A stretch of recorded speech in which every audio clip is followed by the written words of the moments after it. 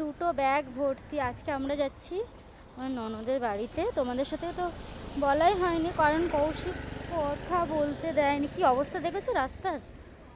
এটা হচ্ছে আমতলার অবস্থা। মানে আমি ভাবতে পারছি না যে এরকম অবস্থা।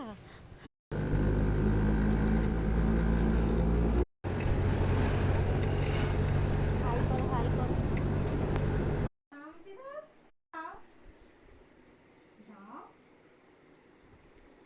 দাও মামা হাম্পি দাও, টিভিকে দাও হাম্পি। ছোটদিদের এটা দোতলা। দেখি কি করছে ওরা দুজনে। হ্যাঁ, এখানে এসে অন্যায় করছে।